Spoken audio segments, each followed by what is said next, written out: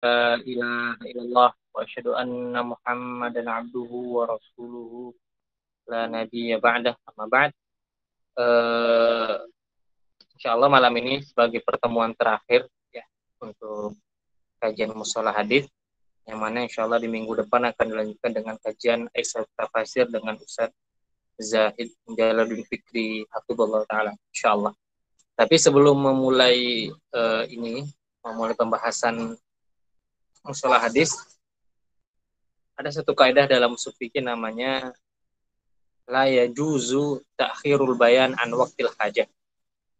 Tidak boleh mengakhirkan bayan atau penjelasan ketika hajah atau ketika waktu atau ketika keadaan sedang menuntut untuk dijelaskan. Jadi berhubung majelis ini untuk tulab dan talibat, ya untuk tulab dan talibat antar angkatan juga. Jadi sebelum kita bahas mustalah hadis, insyaallah kita bahas dulu beberapa menit, 10 menit, 15 menit maksimal tentang apa yang terjadi di Eropa sekarang, berkhusus di Perancis, ya, dan bagaimana sikap kita idealnya, ya, kita sebagai seorang muslim, dan kita sebagai seorang pemuda, dan kita juga antum semua insya Allah sebagai orang yang terpelajar semua, kan gitu, bagaimana sikap kita dengan apa yang dilakukan oleh Perancis, ya, yang dimotori oleh majalah Charlie Hebdo itu, dan juga didukung oleh presidennya sendiri, Macron, kan seperti itu. Jadi seperti ini. Kasusnya kan bermula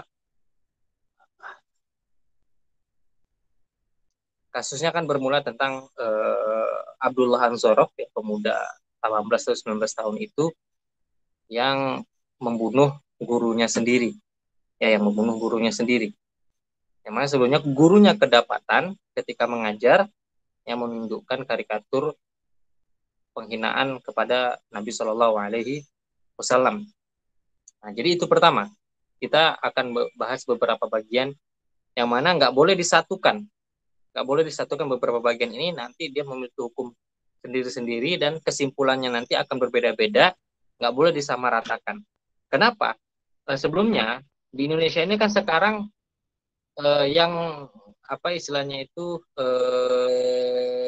pendapat yang tersebar itu kan si pelaku itu salah 100%, apa yang dilakukannya yaitu membunuh si penghina Nabi itu salah, tidak dibenarkan dalam Islam, kan seperti narasi yang beredar, ya. Kemudian karena dia melakukan pembunuhan itu, dia dicap sebagai teroris, dan kalau bahasa syar'inya itu dia sebagai seorang khawarij, ya, sebagai seorang pemberontak yang matinya itu kan kemudian dia dibunuh oleh polisi, yang matinya itu bukan mati syahid, seperti itu, dan matinya itu bukan mati syahid. Kemudian narasi yang berikutnya yang berkembang, betul penghina Nabi itu hukumannya dalam Islam hukuman mati, tapi yang berhak melaksanakannya itu hanya ulil amri, hanya pemerintah. Secara individu itu nggak boleh. Nah, dua narasi ini kita akan coba jelaskan, ya, bagaimana sebenarnya. Dan masalah penghinaan Nabi ini bukan masalah yang diperdebatkan oleh ulama, bukan masalah yang istilahnya perdebatannya itu sangat terperinci atau apa, dan juga bukan masalah yang tidak ada dalilnya, enggak. Di Al-Quran jelas, ya, qad kafartum ba'da imanikum, barang siapa yang beristihza, ya, melecehkan Al-Quran atau anak Nabi SAW atau hal-hal yang termasuk bagian Islam. Kemudian dari sunnah Nabawiyah itu juga diriwayatkan dalam beberapa hadis riwayat yang mana Nabi menghukum mati para penghinanya, bahkan mengutus beberapa sahabat itu, kamu malam ini keluar, bawa kepala dia kemari, seperti itu kira-kira. Nah, sekarang ini bagaimana sikap kita? Si Abdullah Al-Ghoraf ini, dia apa kita hukumi? Karena nanti status dia itu akan menentukan kita mendukung gerakan boikot Perancis atau enggak, kan seperti itu. Mendukung gerakan boikot Perancis atau enggak. Jadi begini. Yang pertama, Poin pertama, ulama jumhur ulama semua sepakat, ini bukan jumhur ya, semua ulama ijma sepakat bahwasannya menghina Islam, baik itu menghina Allah Subhanahu wa taala, menghina nabi dan syariat Islam, itu hukumnya kafir. Itu hukumnya kafir. Jika dia sebelumnya muslim, hukumnya murtad. Saat ini kan dia orang Perancis, non muslim. Bagaimana kemudian si pelaku kan tinggal di Perancis, itu negara dia segala macam. Kata Syekhul Islam Taimiyah dalam kitabnya, dan beliau itu salah satu ulama yang mengarang kitab khusus dalam masalah ini, itu As-Sarimul Battar ala Syatim Rasul. As-Sarimul Maslul ala Syatim Rasul. Pedang yang terhunus untuk orang yang menghina Rasul. Dalam kitab itu sebenarnya apa? Beliau sebutkan jika penghinanya muslim, dia murtad kafir, itu jemaah ulama. Jika dia sebelumnya dia kafir tapi dia misalnya zimmi, kafir zimmi, atau kafir mu'ahad, maka dia menjadi harbi. Maka dia menjadi harbi. Maka itu kita lihat kasusnya si penghina, si guru yang dibunuh itu kan itu negara dia gitu kan, negara dia Perancis. Harusnya kita yang muslim tinggal di situ, kita menganggap dia bukan harbi, bukan yang wajib diperangi seperti itu kan. Darahnya nggak boleh sembarangan. Tapi ketika dia telah menghina Islam, bil khusus masalah menghina Nabi SAW, berubahlah statusnya menjadi apa? Kafir harbi. Kafir yang diperangi, kafir yang halal darahnya. Halal darahnya. Nah, dari sini, kesimpulan pertama dari sini kita dapatkan, si korban itu, guru itu memang udah halal darahnya. Halal darahnya. Itu udah jelas. Ya. Sebelumnya dia kafir, taruhlah dia itu kafir zimmi atau mu'ahad ya. Mu'ahad, karena perjanjian internasional ya, semua orang ini harus dalam kedamaian, tapi ketika dia sudah menghina Rasul, dalam Islam, dalam fikihnya, dia udah keluar dari batasannya, dia udah masuk ke kafir, kafir harbi. Kafir harbi.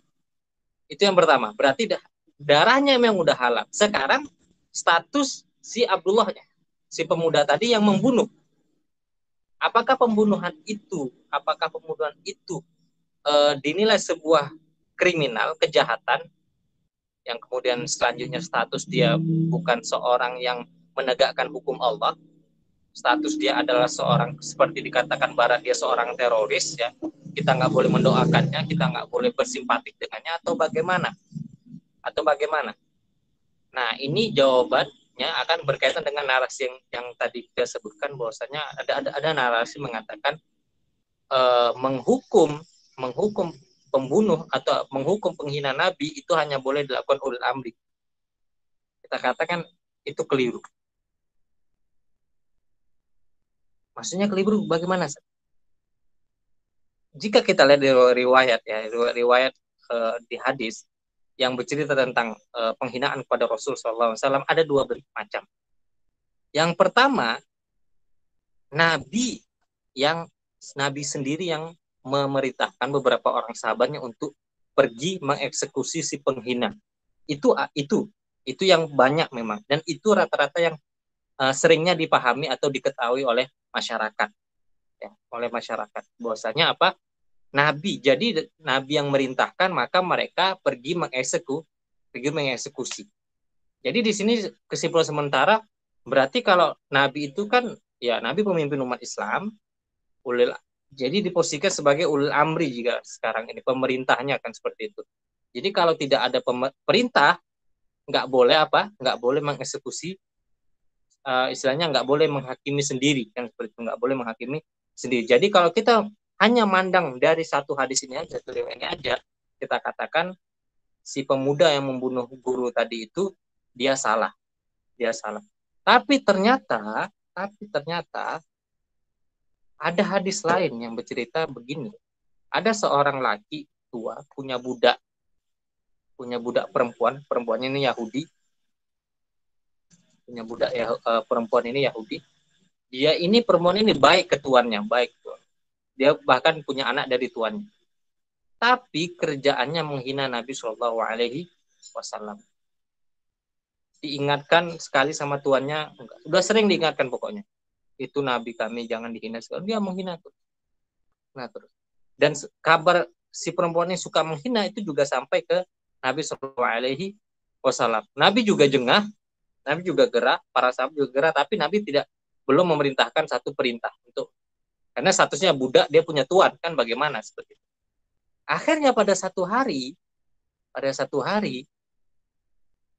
si perempuan ini ditemukan mati, si budak perempuan ditemukan mati tertusuk.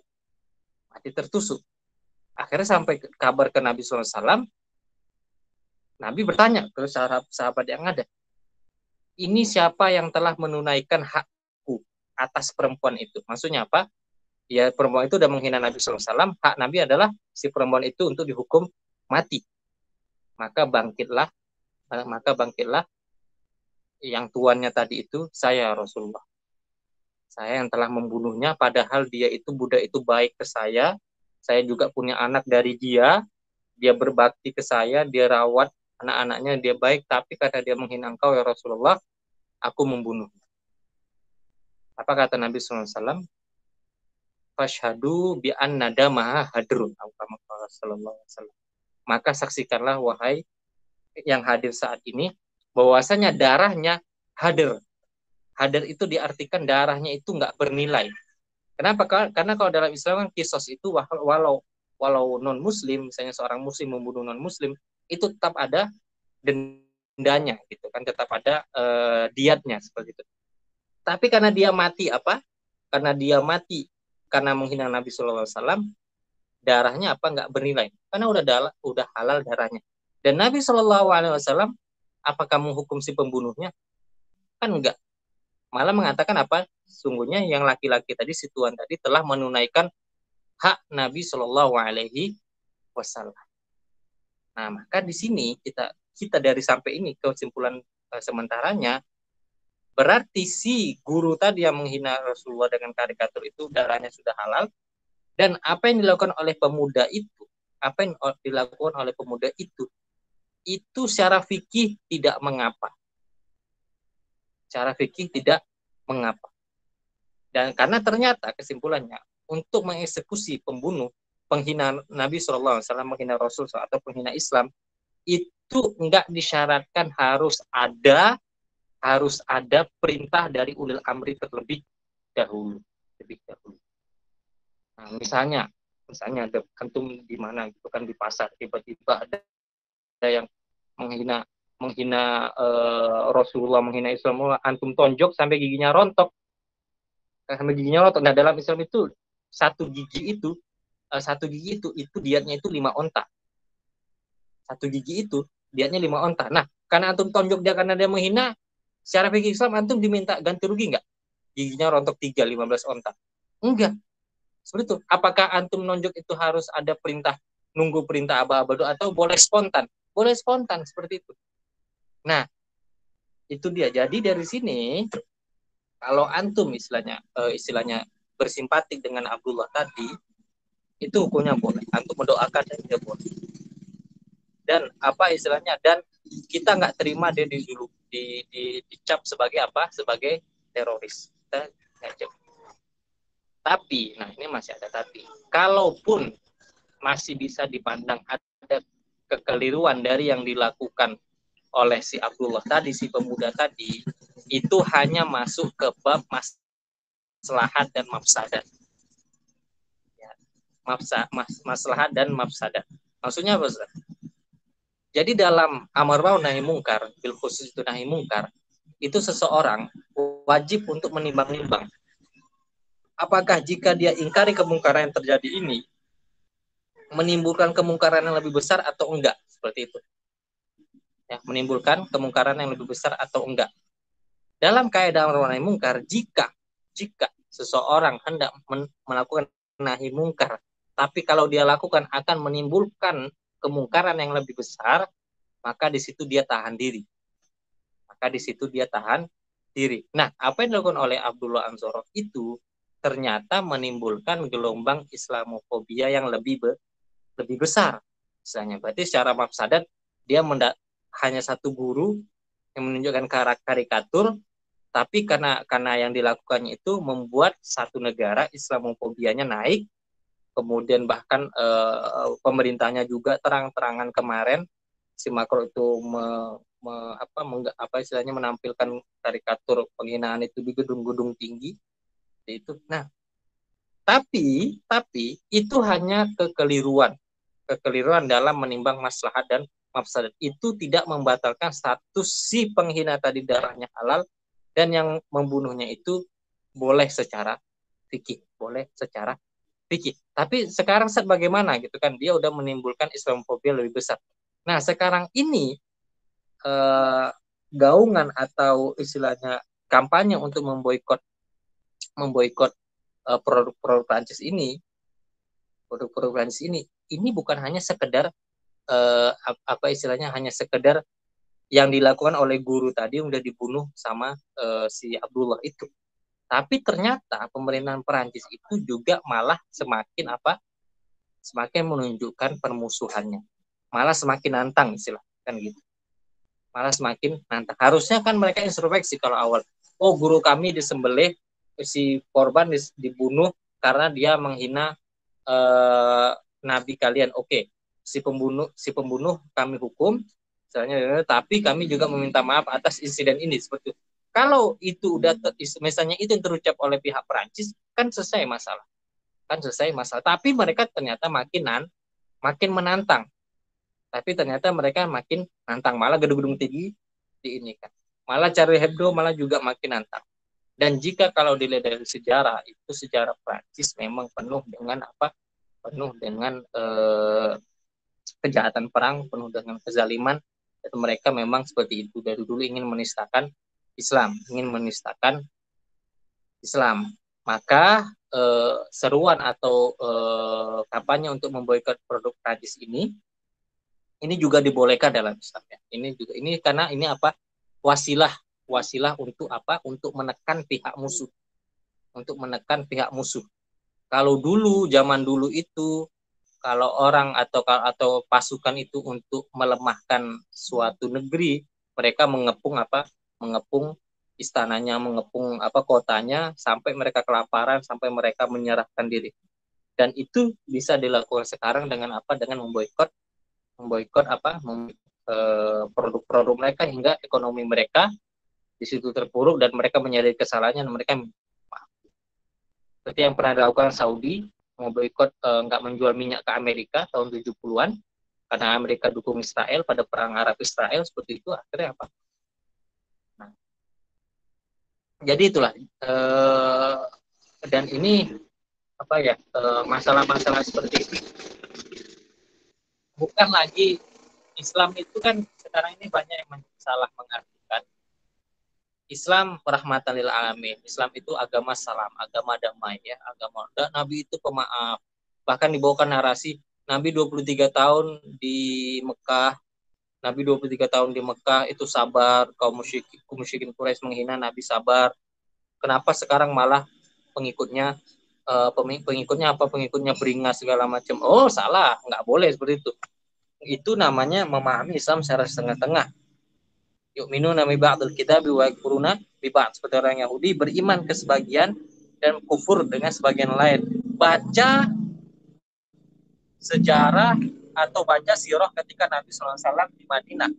Ketika sudah punya power ya. Ketika Islam sudah berkuasa di Madinah, memiliki baca sejarah tentang Bani Quraidah. Ya, ketika perang Khandaq, perang Ahzab, mereka itu sudah memiliki kesepakatan dengan Islam, kaum muslimin, untuk menjadi sekutu, tapi mereka membelot dan berpihak ke kaum Quraisy. Akhirnya Nabi datangi bentengnya, 100 orang dewasa pada malam hari itu dihukum pancung oleh atas perintah Nabi Shallallahu Alaihi Wasallam. Jadi maksudnya Islam itu juga pada masa-masa seperti ini tunjukkan izahnya, tunjukkan kekuatannya, tunjukkan bahwasanya Islam itu, kaum muslim itu bukan orang yang lemah. Karena orang barat sekarang ini memang kepengen melihat kaum muslimin itu muslimin yang ngangguk-ngangguk saja. Nah, kalau ini masalah-masalah khilafiyah fikih ijtihadiyah, oke. Nah, masalah. Tapi ini masalah sudah keikat, masalah ke akidah, inti akidah tentang hubun Nabi Sallallahu Alaihi Wasallam. Hubun Nabi Sallallahu Alaihi wasallam. Terakhir Ustaz, jadi posisi kita bagaimana, Ustaz? Kita apakah negara kita kan misalnya kayak Kuwait kan secara resmi udah memboikot Prancis. Negara kita belum, ini bagaimana? Enggak, udah. Masalah hukumah, masalah pemerintahan itu biar mereka dengan Allah Subhanahu wa taala. Tapi dengan kita masing-masing, kita kampanye di media sosial dan kita terapkan itu untuk pribadi dan keluarga terdekat. Keluarga terdekat. Kenapa? Karena memang nggak bisa diharapkan. Apa yang dilakukan oleh Abdullah Anzorowi itu memang salah di mata hukum positif, memang salah, pasti salah. Hukum positif, maka itu ada perbedaan hukum positif dengan hukum Allah Subhanahu wa taala. Kalau yang misalnya si Abdullah Anzorowi ini melakukan hal tersebut di negara Islam, negara yang melakukan menerapkan hukum Islam, itu pasti nggak diapa-apain, malah pahlawan. Tapi ternyata ternyata dia melakukannya di negara kafir, apalagi taruhlah pun kalau ada orang seperti itu di Indonesia, misalnya kemarin ada yang menistakan Al-Quran, tiba-tiba ada satu ya mungkin tiba-tiba bunuh juga, nusuk atau bagaimana, ya secara hukum positif yang ada ya dia menjadi salah, tapi secara fikih dia nggak salah. Dan darah fikih itu ketika menunjuk pelaku salah karena si korban itu darahnya haram untuk ditumpahkan, dia memiliki hak. Dan ketika si korban darahnya sudah halal, maka si pelaku tidak bersalah. Itu logika sederhananya. Oke, udah nggak terasa 20 menit. Sekarang kita lanjutkan ke dars kita. Mustalah hadis, insya Allah kita selesaikan pada malam hari ini di sisa 5 atau 6-7 bait yang ada.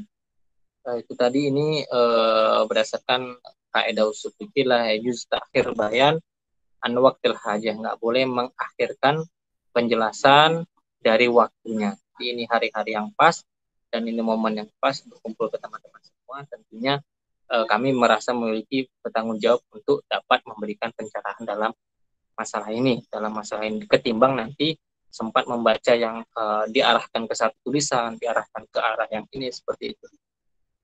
Karena semua orang itu berkepentingan. Orang itu memiliki kepentingan masing-masing.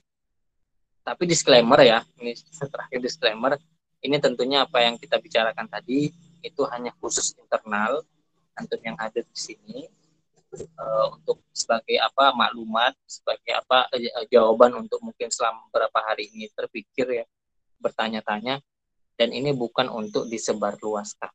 Ini disclaimernya ya, ini kan direkam nih. Nanti tiba-tiba nanti di akhir minta rekaman Adromi tadi, kita ini share gitu kan, faedahnya untuk kaum muslimin. Enggak, ini untuk kita aja, Nah, kalau nanti tersebar ya antum tahulah gimana sekarang gitu kan, Alhamdulillah summa na'udzubillah. Oke, itu disclaimernya ya, saling mengingati ya. Oke, sekarang kita masuk ke pembahasan kita. Bismillah, alhamdulillah wassalatu wassalamu alhamdulillah wa kafa wassalatu wassalamu ala nabiyina al-mustafa wa ala alihi wa sahbihi al-mujtaba wa ba'du.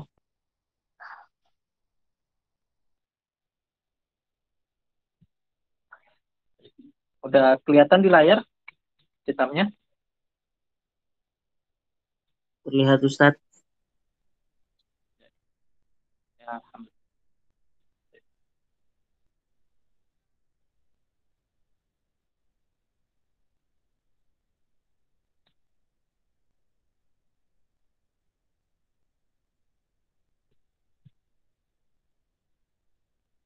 Nah,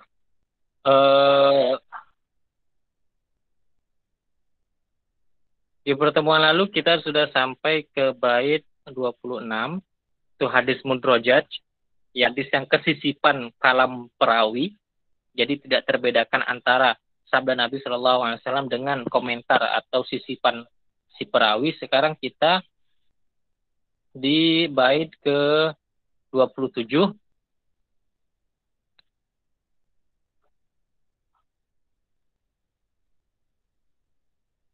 Qala al-mu'allif rahimahullah ta'ala wa ma rawa kullu qarinin an akhi mudabbajun fa'rifu haqqan wantahi. Wa ma rawa kullu qarinin an akhi mudabbajun fa'rifu haqqan wantahi. Jadi ini seperti bait ke-26 ini penamaan istilah-istilah dalam hadis. Bukan tentang hukumnya dhaif atau sahih, ini penamaan. Ada namanya itu hadis mudabbaj. Namanya hadis mudabbaj. Wa ma rawa kullu qarinin akhi mudabbajun fa'rifu haqqan wantahi. Apa itu hadis mudabbaj? Mudabbaj adalah ini dia. Dzakara al-mu'allif rahimahullah ta'ala riwayat al-aqran. Wal aqranu jam'u qarinin wal qarinul musahib liman rawa anhu al-murafiq lahu fi sinni aw fil akhdi an syekh. Jadi di sini ada kata qarin. Qarin ini artinya teman ya. Qarin itu kan teman. Jadi hadis mudabbaj itu dikatakan ada hadis namanya hadis mudabbaj, yaitu hadis periwayatannya itu sesama teman atau teman itu maksud di sini yang sederajat. Apakah itu maksudnya di sini seumuran fis sini atau fil akhdi anisyekh? Maksud di sini meriwayatkan sesama teman itu apakah seumuran atau maksudnya satu majelis dengan seorang syekh. Beda umur nih, misalnya tua sama muda, tapi mereka meriwayatkan dari syekh yang sama, guru yang sama. Maka di situ namanya hadis mudabbaj namanya. Fa idza rawa kullun minha anil akhar aw aktsar fa huwa hadis mudabbajun. Ka antarwi Aisyah an Abi Hurairah wal aks. Seperti yang terjadi antara Aisyah dan Abu Hurairah. Normalnya kan setiap sahabat itu ketika meriwayatkan hadis langsung apa? Misalnya dari Abu Hurairah normalnya qala Rasulullah sallallahu alaihi wasallam. Atau dari Aisyah ra'aitu Rasulullah sallallahu alaihi wasallam. Langsung kan? Tapi ini misalnya ada satu hal yang enggak diketahui oleh Aisyah. Hanya diketahui oleh Abu Hurairah. Maka Aisyah bertanya ke Abu Hurairah atau sebaliknya. Jadi mereka misalnya akhirnya misalnya apa? Berkata Abu Hurairah, "Ana Aisyah radhiyallahu anha qala Rasulullah sallallahu alaihi wasallam." Atau Aisyah berkata, "Ana Abi Hurairah qala Rasulullah sallallahu alaihi wasallam." Nah, keduanya ini kan hidup sezaman. Saling meriwayatkan antara satu sama lain. Maka dinamakan hadisnya hadis mudabbaj. Hadis mudabbaj. Tapi ada sedikit perbedaan. Ada perbedaan sini disebut namanya riwayatul akron. Tidak dikatakan namanya hadis mudabbaj, tapi namanya akron saja. Riwayatul akron ketika seseorang meriwayatkan dari temannya, tapi tidak sebaliknya.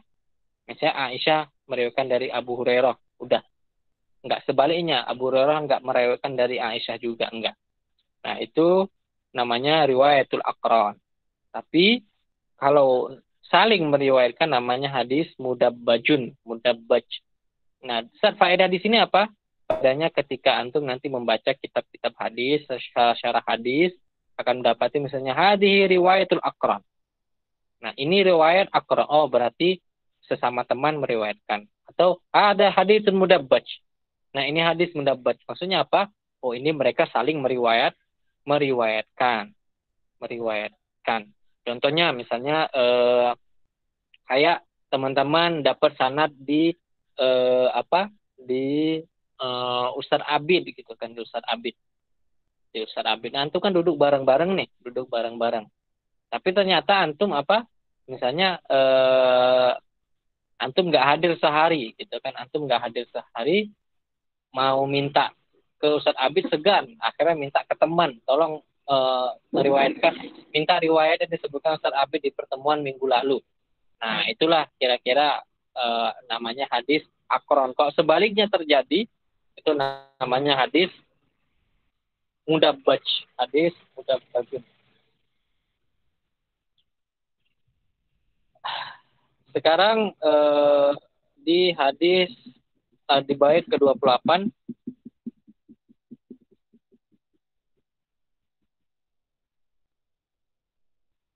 Muttafiqun lafdhan wa khattan muttafiq wa dhiddu fi ma dzakarna al-muftariq. Muttafiqun lafdhan wa khattan muttafiq wa dhiddu fi ma dzakarna al-muftariq. Ini lanjut ke pembahasan ke-29.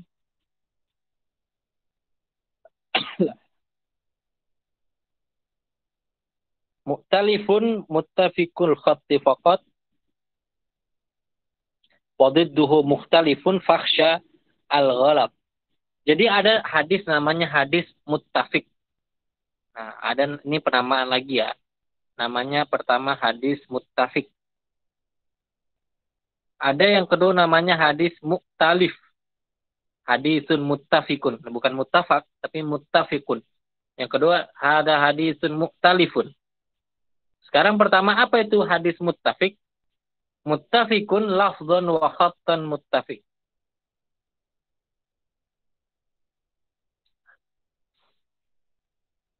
Oke, sebentar. Yang muttafiq itu lafdhan wa khattan muttafiq. Lafaz dan tulisannya itu sama. Muttafiq itu artinya sama. Ittafaqah, setuju, sama, sepakat. Nah, hadis muttafiq, hadis yang tulisan dan penyebutannya itu sama. Wadiddu fi ma dzakarna al-muftariq. Fi ma dzakarna al-muftariq.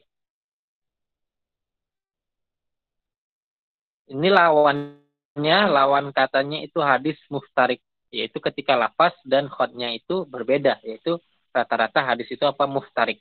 Contohnya apa? Hadzani qismani min aqsamil hadis, humal muttafiq wal muftariq, wa huma fil haqiqati qismun wahid.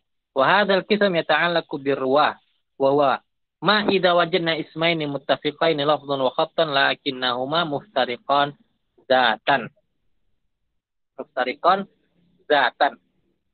Nah, di sini maksud di sini hadis muttafiq dan muftariq ini bukan di lafaz hadisnya, bukan di matan hadisnya, tapi di nama perawi. Di nama perawi. Nah, ini mustalah hadis ini kan kita bukan hanya mempelajari matan, tapi juga mempelajari sanad. Nah, sanad itu sebagian ulama ada yang dia tertukar sanadnya karena kemiripan nama. Karena kemiripan apa? Kemiripan nama. Namanya sama, tapi dua orang berbeda. Akhirnya ketukar, dan status hadisnya pun bisa berubah, sahih atau dhaifnya. Misalnya di sini apa? Di sini disebutkan al-muttafiq wal muftariq huwa an tattafiqa asma'ur ruwah wa asma'u abaihim fasa'idan awil kuna awil ansab wal ansab wa nahwu dzalika khattan wa lafdhan ma ikhtilafi ashkhasi mithl Khalil bin Ahmad sittatu ashkhas awalum Syekh Sibawai alimul lughah wa hadzal ilm yahtaju ilaihi li alla yaqa ishtibah. Nah, di sini arti muttafiq itu apa? Yaitu nama para perawi ini berbeda. Sama. Bukan hanya namanya saja, tapi juga nama bapaknya. Jadi kan perawi-perawi ini kan orang Arab ini disebutkan misalnya Muhammad bin Abdullah, ya kan? Zaid bin Amr. Nah, jadi kalau ada dengar kata hadis muttafiq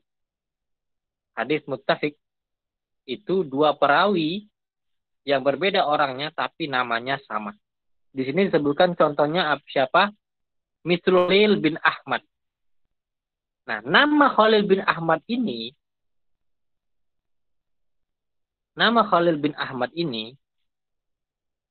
ternyata ada 6 orang ya, dalam khazanah keilmuan ulama ya, nama ulama Khalil bin Ahmad ini ada 6 orang.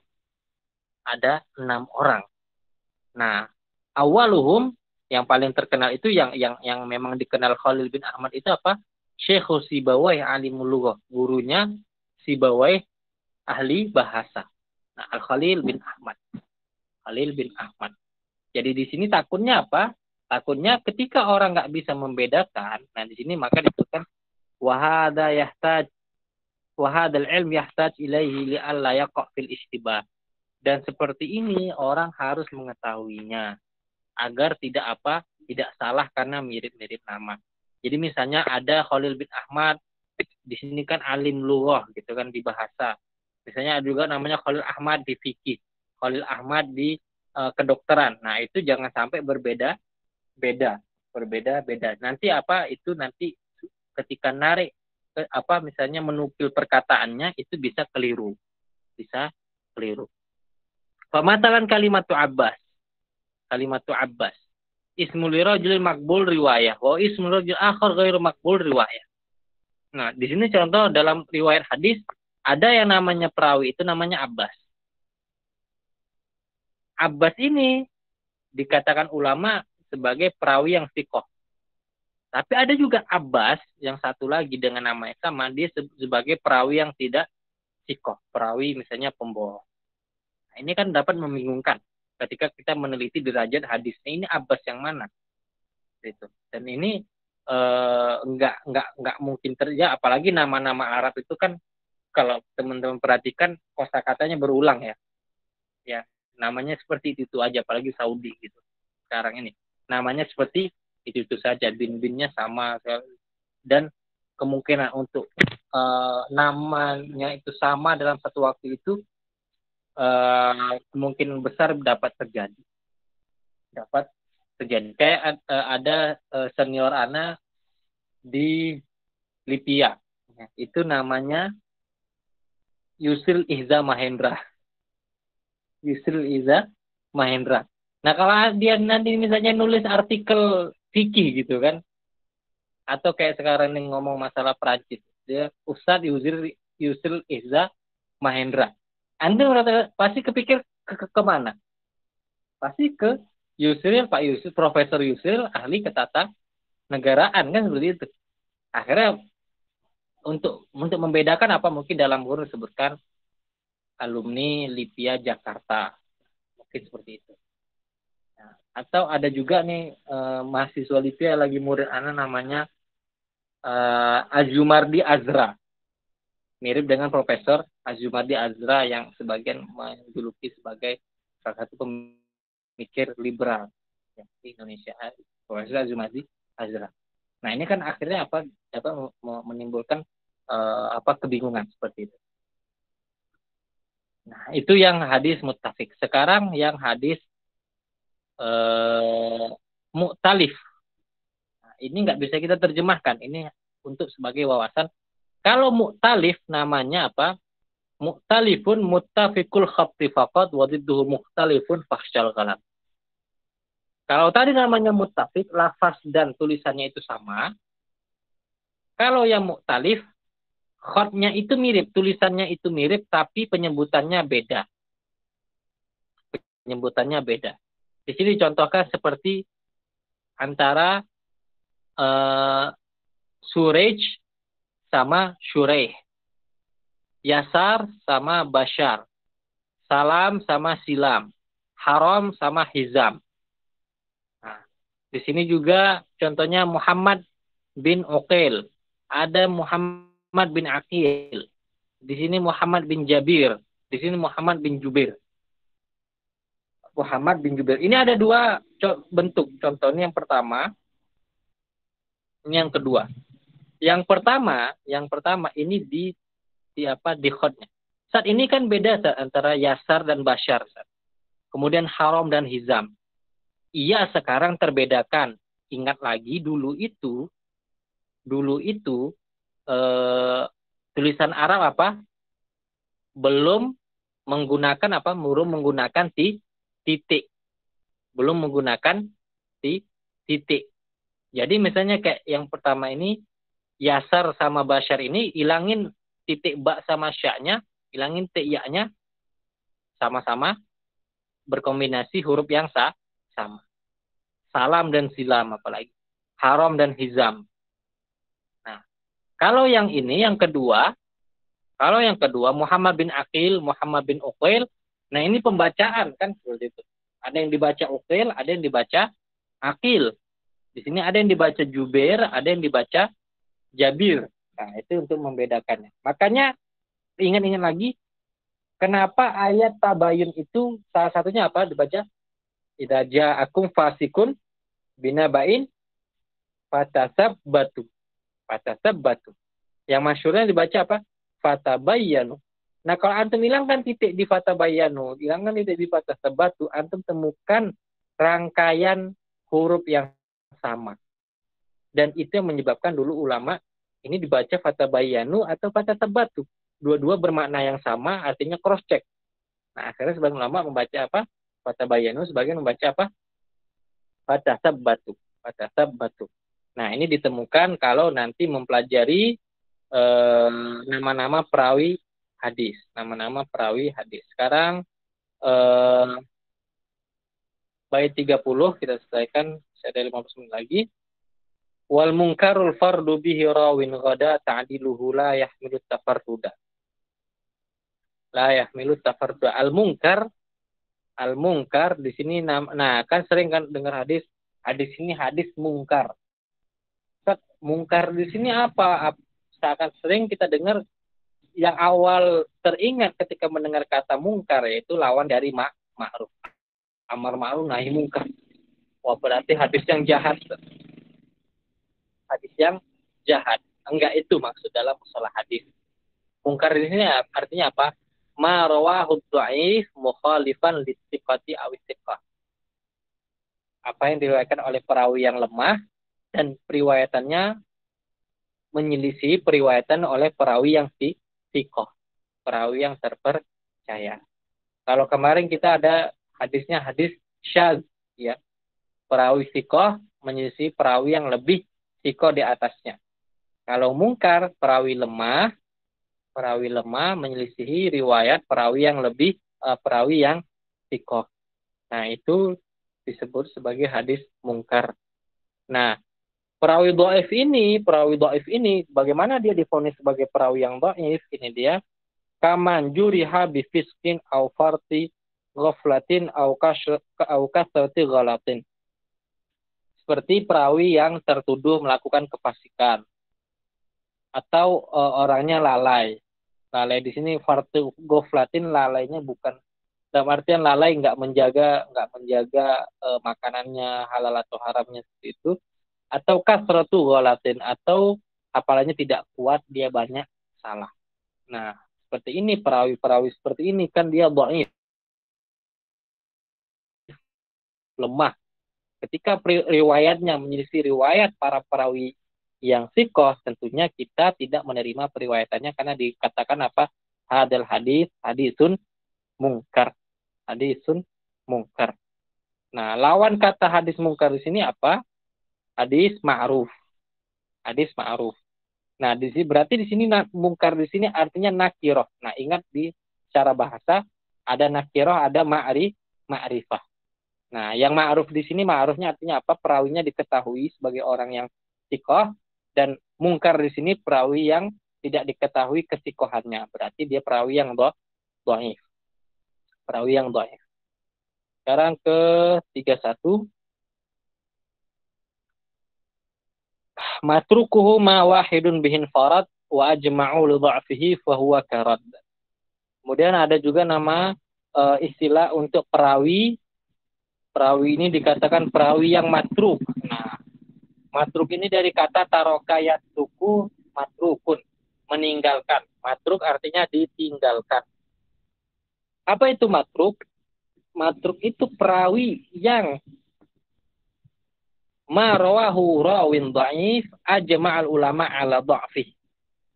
Ala dha'fi. Di sini ulama semuanya, ulama di sini maksudnya apa? Ulama jarh wa ta'dil, ulama mustalah hadis bersepakat si satu orang ini semuanya bersepakat dia ini lemah.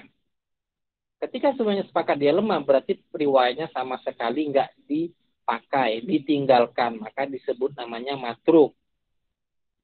Kenapa di sini kita tanbih ada kata ijma di sini, ajma ulama semua ijma sepakat? Karena kadang ulama hadis berbeda pendapat dengan 1-2 individu perawi hadis. Misalnya, makanya di situ disebut, makanya ada teman-teman bakal menjumpai uh, misalnya seperti di Imam Ahmad misalnya berpandangan bagi Imam Ahmad perawi ini lemah. Tapi misalnya di Imam Baihaqi perawinya apa? Perawinya apa? Sikoh dipercaya karena perbedaan apa? Subjektif ya seperti itu masing-masing apa? Memiliki pandangan. Tapi ketika seorang perawi dikatakan sebagai matruk, maka di sini maknanya apa? Semua ulama musola hadis, ulama jar wa ta'did sudah bersepakat bahwasanya dia tidak diterima periwayatannya. Yang terakhir, wal kadibul mukhtalaqul masnu'u 'ala nabi fadzalikal mawdu'. Terakhir, wal kadibul mukhtalaqul masnu'u 'ala nabi fadzalikal mawdu'. Nah, terakhir hadis maudhu. Hadis maudhu di sini artinya hadis palsu. Hadis palsu. Itu al-hadis al-makdzub ala Nabi sallallahu alaihi wasallam, hadis yang dipalsukan atas nama Nabi sallallahu alaihi wasallam. Di sini beliau menyebutkan beberapa kitab referensi untuk mendapatkan misalnya ingin mengetahui yang mana aja hadis-hadis palsu itu, misalnya al-la'alil masnu'ah fil ahadits maudhu'ah wal fawaidil majmu'ah fi ahadits maudhu'ah lil Imam Syaukani. Punya Imam Syaukani, beliau mengumpulkan dalam dua kitab itu hadis-hadis palsu. Hadis-hadis palsu. Dan ini sebagai apa? Sebagai tambahan. Di sini ada tambahan. Di sini qala ulama la ibrata bi wad'il Ibnu Jauzi wala bi tasih al-Hakim wala bi jama' al-Munzir Ibnu al-Munzir li'annahu mutasahilun. La ibrata di sini apa? Enggak masuk perhitungan penfonisan hadis maudhu oleh Imam Ibnu Jauzi dan juga pensahihan hadis oleh Imam Al-Hakim dan juga penukilan ini masalah ini telah ada ijma, ini sudah ijma, itu sudah ijma oleh Imam Ibnul Munzir. Kenapa? Karena imam-imam tadi apa? Termasuk imam-imam yang mutasahilun. Termasuk kriterianya terlalu mudah untuk menarik kesimpulan.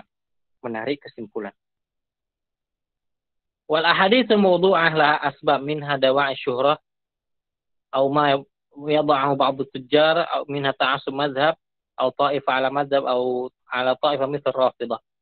Jadi sebab-sebab orang-orang dahulu itu memasukkan hadis itu banyak sebab. Salah satunya apa? Da'i syuhrah. Di sini syuhrah apa? Keterkenalan. Populer. Maksudnya apa? Dia ingin dikatakan memiliki banyak meriwayatkan hadis Nabi, hafalannya kuat, padahal hadisnya palsu. Atau ma yadhahu ba'd tujjar, atau seperti yang dipalsukan oleh beberapa pedagang. Maksudnya apa? Ingin melariskan dagangan. Ada kisah orang ada pedagang di zaman dulu itu jualan terong, dia bilang apa? Terong itu bahasa Arabnya badinjan, al-badinjan dawaun likulida. Terong itu obat untuk segala macam penyakit. Dia palsukan. Kalau Nabi sallallahu alaihi wasallam al-badinjan dawaun likulida, dimiripkan dengan hadis apa? Habbatus sauda dawaun likulida illa al-maut. Atau seperti Syiah di sini ya. Mereka memasukkan hadis Aliyun khairul basyari faman syakka fi dzalika faqad kafar. Mereka mengatakan Ali itu manusia terbaik, barang siapa yang meragukannya maka dia telah kafir. Atau seperti yang dipalsukan oleh kaum Bahaiyah. Bahaiyah di sini mereka masukkan hadis, mereka mengatakan ada riwayat Nabi SAW bersabda, kata mereka, ana khatimun nabiyyin la nabiyya ba'di illa an yasha Allah. Bahaiyah ini mereka meyakini memiliki nabi sendiri seperti Ahmadiyah ya. Maka mengatakan Nabi bersabda, aku adalah penutup para nabi, tidak ada nabi selaku kecuali Allah berkehendak. Illa an yasha Allah. Illa an yasha Allah. Nah, itu contoh-contoh hadis-hadis palsu. Begitu juga hadis-hadis palsu ini seperti palsu ini gini ya, palsu ini dikatakan palsu, dia tidak memiliki sanad dan disandarkan kepada Nabi Shallallahu Alaihi Wasallam. Di sini juga disebutkan seperti slogan hubul watan minal iman, ya, hubul watan minal iman.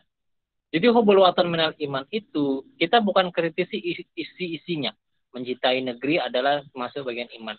Bukan berarti kita mengatakan hadis ini hadis palsu, maudhu kita maksud kita apa artinya kita nggak boleh mencintai negeri sendiri, enggak. Maksudnya apa? Kita mengingkari penisbatan kata ini kepada Nabi Shallallahu Alaihi Wasallam. Kita mengingkari. Bahwasanya kata-kata ini hubul watan minal iman nggak pernah diucapkan oleh lisan Rasulullah Shallallahu Alaihi Wasallam. Nah, tapi secara makna ya silahkan saja karena Nabi Shallallahu Alaihi Wasallam juga mencintai Mekah dan mencintai Madinah. Nah, seperti itu. Kan sekarang kan banyak orang yang itu. Oh, kita bilang an-nadhafatu minal iman, itu bukan hadis. Oh, berarti nggak suka kebersihan? Enggak seperti itu. Atau hubul watan minal iman itu bukan hadis. Oh, berarti nggak cinta negeri, nggak bela negara? Enggak, bukan itu, Mas. Kita maksudnya apa? Tidak menisbatkan kata-kata yang tidak dikatakan oleh Rasulullah Shallallahu Alaihi Wasallam. Nah, yang terakhir bait 33 dan 34-nya sebagai penutup.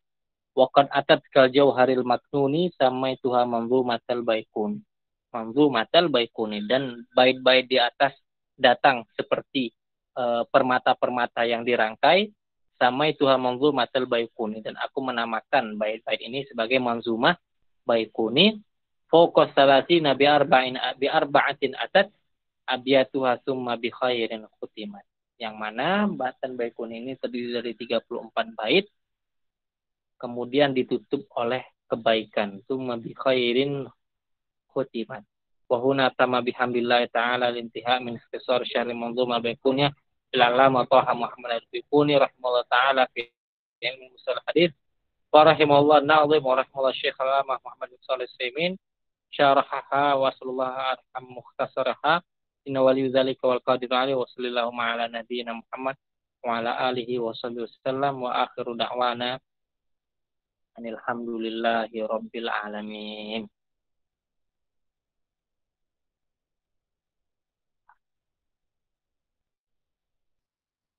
Jadi nggak terasa alhamdulillah, tapi walaupun beberapa minggu kita sempat off kajian ini, tapi alhamdulillah kita selesaikan.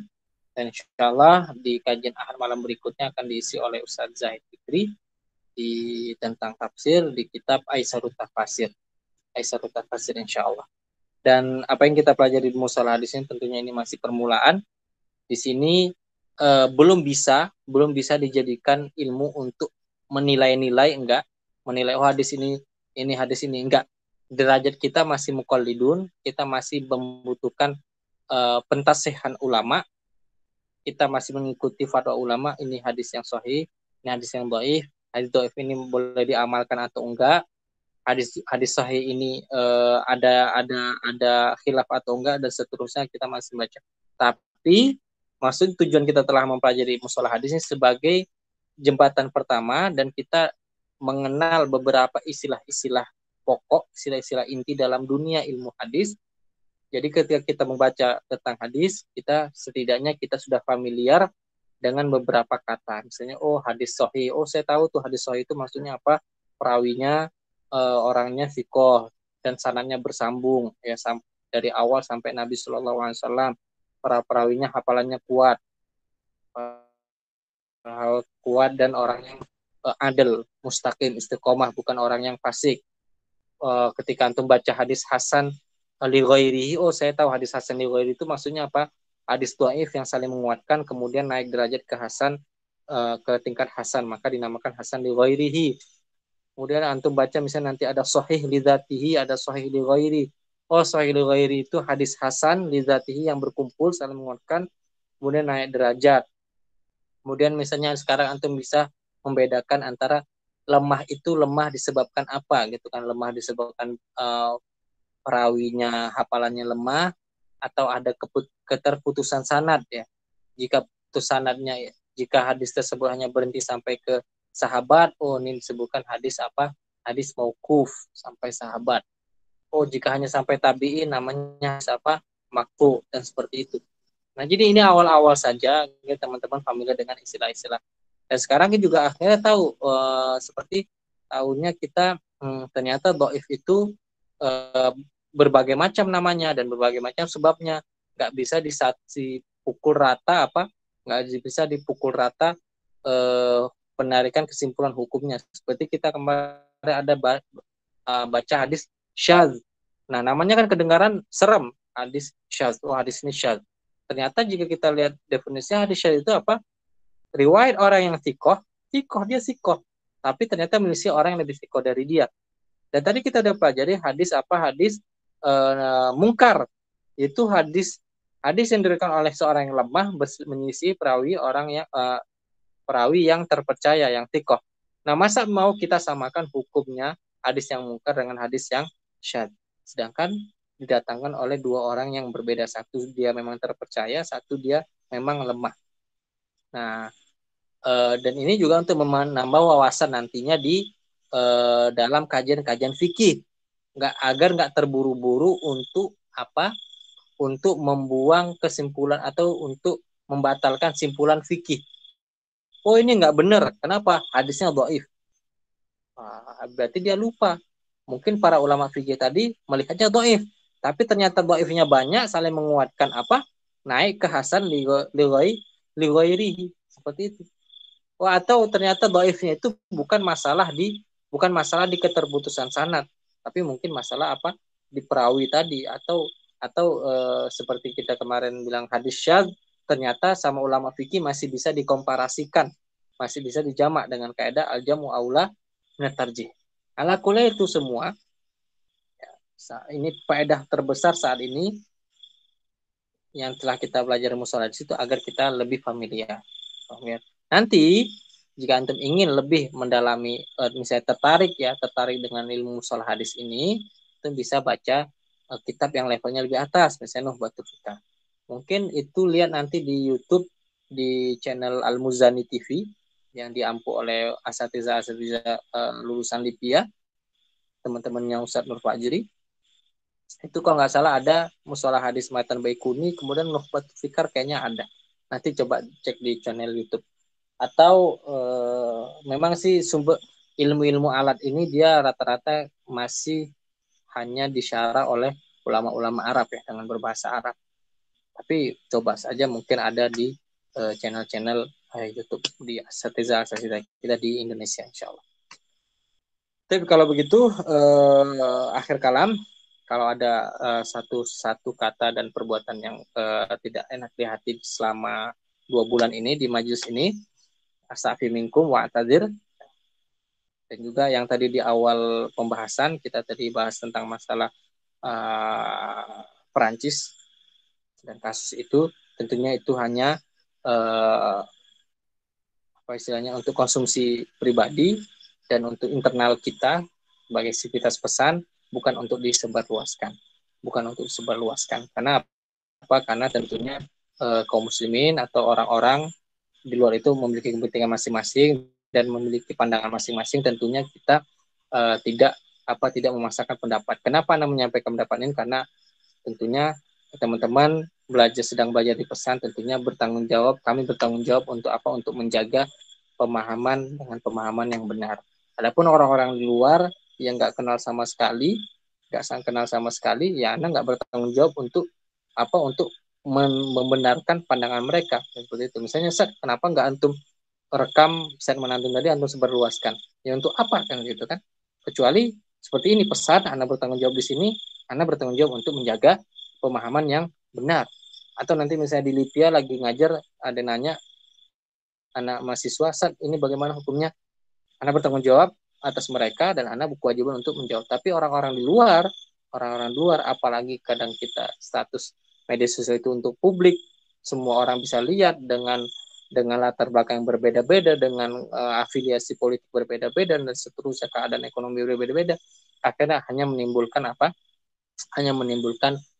mafsadat.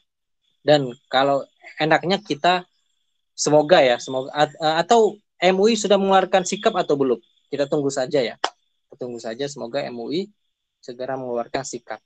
Nah, kalau seperti Kuwait kan udah keluar, atau seperti markas Syekh Al-Albani itu mengeluarkan fatwa menyeru untuk memboikot produk-produk Prancis. Produk Prancis itu udah keluar dari markas Syekh Al-Albani yang diampu oleh murid-murid senior beliau di Yordania.